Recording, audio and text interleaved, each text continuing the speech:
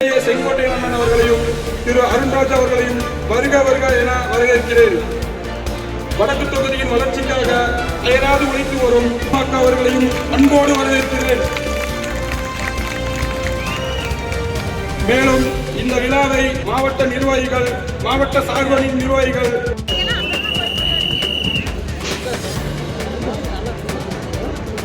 அனைவருக்கும் வணக்கம்.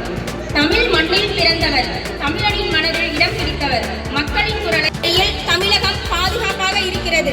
இந்த 100 நாட்களில் நாம் மேடம். அடுத்ததாக திருப்பூர் மாநகர மாவட்ட துணை செயலாளர் திரு புதின் அவர்களை தமிழக வெற்றிக் கழகத்தின் பயணத்தின் அடித்தளமாக கொண்டு செயல்படும் நமது தமிழக வெற்றிக் கழகத்தின் மாண்புமிகு தமிழக முதலமைச்சர் திரு சி செயலில் அன்பும், வாழ்க்கையில் ஊக்கமும், வழிகாட்டுதலில் முன்னோடியாகவும் செயல்படும் நமது தமிழக வெற்றி செய்யும் வீர தமிழர்களின் மண் நம் திருப்பூர்.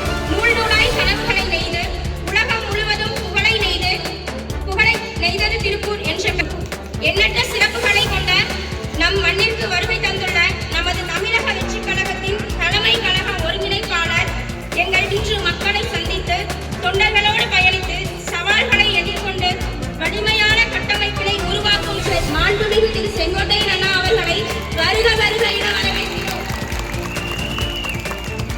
மற்றும் மக்கள் திரு அருண்ராஜ் அவர்களை இந்த இனிய தருணத்தில் மனமகிழ்ச்சியுடன் வரவேற்கிறோம்.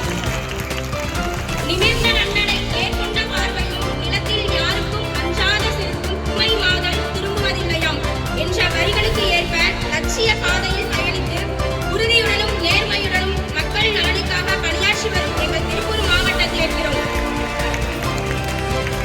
மேலும் இவ்விழாவிற்கு வருகை தந்திருக்கும் நமது தமிழக வெற்றிக் கழகத்தின் திருப்பூர் மாநகர் மாவட்ட இணை செயலாளர் திரு சுகுமார் அண்ணா அவர்களையும், பொருளாளர் திரு வெள்ளச்சாமி அண்ணா அவர்களையும், துணை செயலாளர் குத்புதீன் அண்ணா அவர்களையும், வார்டு நிர்வாகிகளையும், சார்பு அணி நிர்வாகிகளையும், ஒன்றிய ஊராட்சி நிர்வாகிகளையும் வருக வருக என வரவேற்கிறோம்.